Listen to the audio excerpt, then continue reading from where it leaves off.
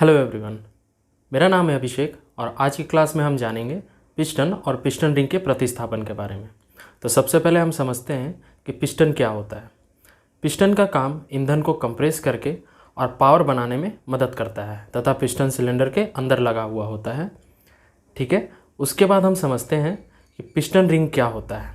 Piston ring एक split ring होता है जो कि एक अतिरिक्त दहन इंजन या फिर भाप इंजन के खांचे में फिट किया हुआ होता है। ठीक है, उसके बाद आप देखिए कि जो उसमें कुछ रिंग लगे हुए होते हैं तो उनका मुख्य कार्य क्या है, आइए सबसे पहले हम समझ लेते हैं। तो सबसे पहला उसका मुख्य कार्य होता है क्या कि दहन कक्ष को सील करता है ताकि दहन गैसों का जो ट्रांसफ़र होता है वह क्रैंक केस तक ना हो। ठीक है, उसके बाद दूसरा जो दिया हुआ है यहाँ, पिस्टन से सिलेंडर की दीवार तक की गर्मी को रोकता है, यानी कि पिस्टन और सिलेंडर के जो वाल होते हैं, जो दीवार होते हैं, उन पर गर्मी ज़्यादा ना पैदा हो उसको भी रोकने के लिए पिस्टन के जो रिंग हैं वह मदद करते हैं। ठीक है, उसके बाद आप समझिए तीसरा पॉइंट, तेल की खपत को भी नियंत्रित करता है। ठीक है, और तेल के रिसाव को भी बचाता है, यानी तेल लीक नहीं होने देता है और साथ ही साथ तेल का भी खपत करता है। ठीक है, उस पर काफ़ी नियंत्रित रखता है। अब हम समझते हैं पिस्टन रिंग के प्रकार के बारे में कि पिस्टन के कुल कितने प्रकार होते हैं। तो चलिए समझते हैं कि पिस्टन रिंग के कुल 2 प्रकार होते हैं। सबसे पहला कंप्रेशन रिंग, उसके बाद दूसरा ऑयल रिंग।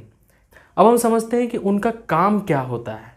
ठीक है, अभी आपने समझा उसके 2 प्रकार, अब हम समझते हैं उनका काम क्या होता है। कंप्रेशन रिंग सबसे पहले आप समझिए, यह रिंग सिलेंडर के दीवार पर पिस्टन को उचित दबाव बनाने में मदद करता है या कंबसन चेंबर को ब्लॉक करता है। ठीक है, जो भी उसके अंदर कंबसन हो रहा है, यानी कि जो ईंधन उसके अंदर आ रही है और उसे वो कंबस कर रहा है, वो उसी के अंदर कंबसन कर रहा है, वो उसे नीचे नहीं आने दे रहा है। ठीक है, उसको भी वो ब्लॉक करता है, जिससे कंबसन चेंबर की गैस लीक नहीं होती है।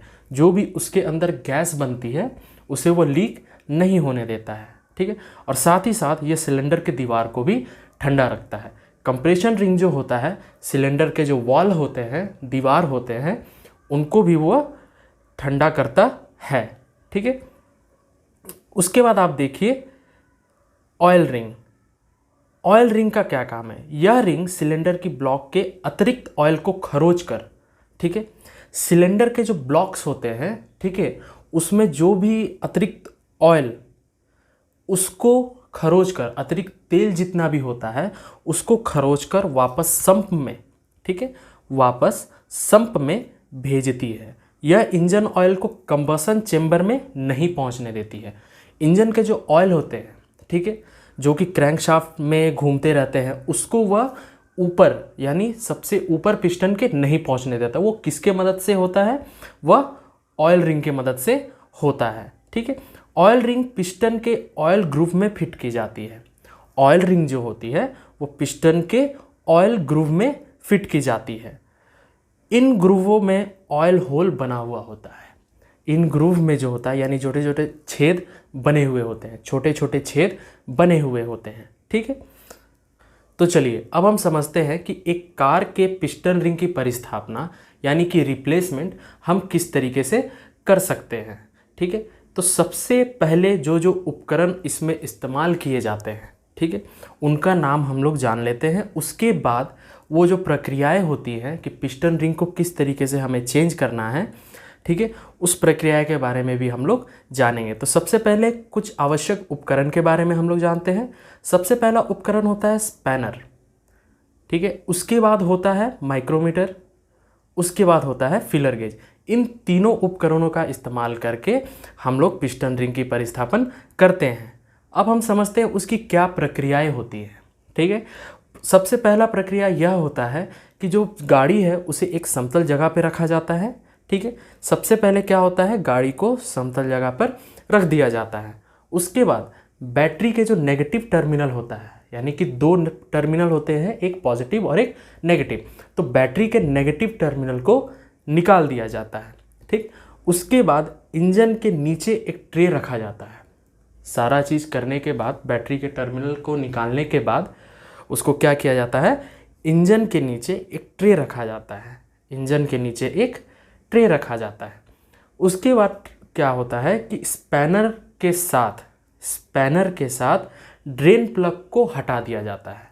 स्पैनर के साथ ड्रेन प्लग को हटा दिया जाता है। ठीक है। ड्रेन प्लग क्या होता है कि अंदर का जितना भी मोबिल है जो कि पूरी तरीके से तेल जल गया है, उसे ड्रेन प्लग को खोलने के बाद सारा वो तेल जो है उसके बाद उस ट्रे में आ जाता है। उसके बाद क्या होता है कि ट्रे में जब तेल आ गया तो ट्रेल को फिर आप साइड कर लीजिए। ठीक है। उसके बाद पानी के पंप यानी कि रेडिएटर का पाइप का कनेक्शन, ठीक है, रेडिएटर को और उसके पाइप के कनेक्शन को हटा दें। रेडिएटर को भी बाहर निकाल लें साथ ही साथ, और उसके पाइप के कनेक्शन को भी हटा दें। उसके बाद आप क्या करिए, इसके बाद रिंग स्पैनर की सहायता से, ठीक है, इसके बाद रिंग स्पैनर की सहायता से सिंप के नट, ठीक है, सिंप के नट को नीचे से हटाइए।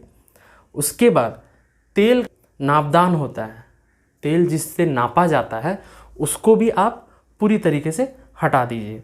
फिर आप क्या करिए, टैप किए गए कवर को भी हटा दीजिए। ठीक, टैप जो होते हैं जिसके ऊपर से सिलेंडर को बंद करके उसे लॉक किया जाता है, वो टैप होता है। तो टैप को भी, जो कवर किया हुआ होता है, उस टैप को भी हटा दें। उसके बाद इंडक्शन मैनफोल्ड जो होता है, इंडक्शन मैनफोल्ड जो होता है, उसे भी आप हटा दीजिए। उसके बाद आप क्या करिए कि 14 से 15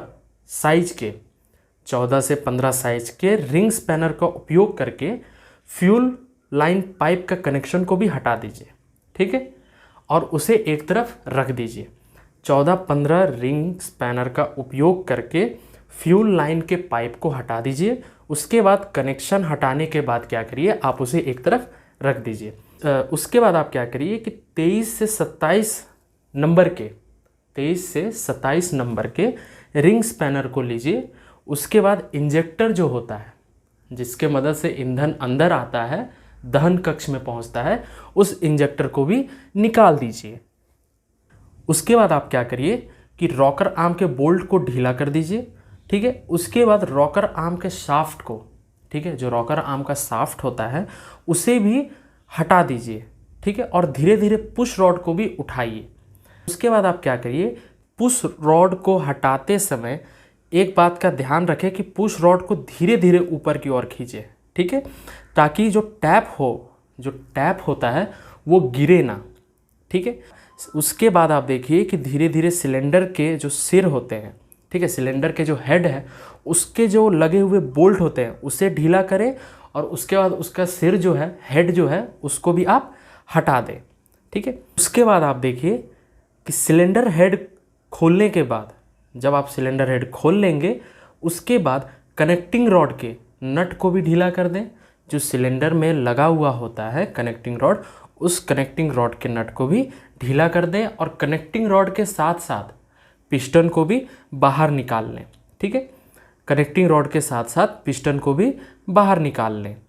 उसके बाद आप देखिए कि सभी पिस्टन के रिंग ग्रुप को अच्छी तरीके से साफ करें।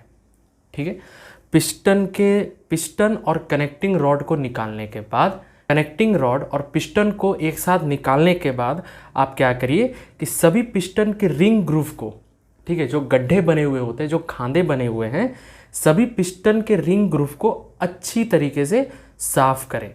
उसमें एक गंदा नहीं बैठना चाहिए, नहीं रहना चाहिए। उसके बाद आप करिए कि इसके बाद सिलेंडर के बोर को साफ करें और ख़राब होने की जांच करें। ठीक है, उसके जो बोर हैं, सिलेंडर के जो बोर होते हैं, उसको भी साफ़ करें, उसको भी अच्छे से साफ़ करें और ख़राब होने की जांच करें। अगर वो ख़राब है तो उसे आप जांच करें और आप उसे रिप्लेस कर सकते हैं।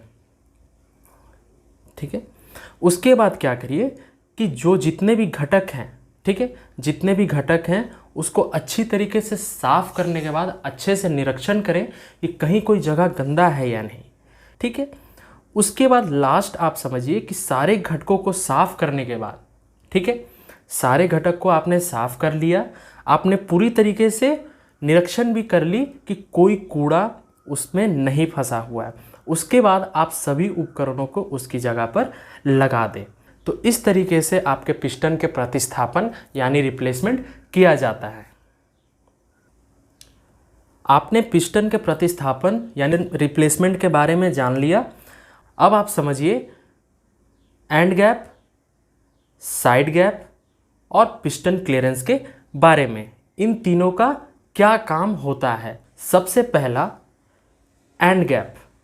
एंड गैप एक पिस्टन रिंग के दो सिरों के बीच की निकासी है। यह सिलेंडर में स्थापित होती है। एंड गैप को फीलर गेज के मदद से नापा जाता है। ठीक है, एंड गैप को फीलर गेज के मदद से जांचा जाता है। उसके बाद आप समझिए साइड गैप। साइड गैप क्या होता है। रिंग स्थापित होने के बाद पिस्टन रिंग ग्रूव में वर्टिकल क्लियरेंस बचा हुआ होता है। आवेदन के आधार पर साइड क्लियरेंस आमतौर पर 0.01 से 0.0 इंच तक, ठीक है, और इसे भी फीलर गेज के मदद से ही नापा जाता है। यानी कि ये साइड का जितना भी क्लियरेंस है, साइड रिंग का जितना भी क्लियरेंस है, उसका मापजोख साइड गैप के मदद से किया जाता है। और ये किसके मदद से नापा जाता है? फीलर गेज के मदद से। उसके बाद लास्ट है हमारा piston clearance. Piston clearance piston और मेटल सिलेंडर के बीच की निकासी या गैप है जो मिलने पर पिस्टन के अत्यधिक विस्तार के कारण होने वाले नुकसान से बचाने के लिए है, जब दहन के दौरान गर्म किया जाता है। इसे बोर क्लियरेंस के रूप में भी जाना जाता है। आज की क्लास में आपने जाना पिस्टन, पिस्टन के रिंग के बारे में और पिस्टन रिंग के परिस्थापन के बारे में। आशा करता हूँ यह क्लास आप लोगों के समझ में आ गया होगा।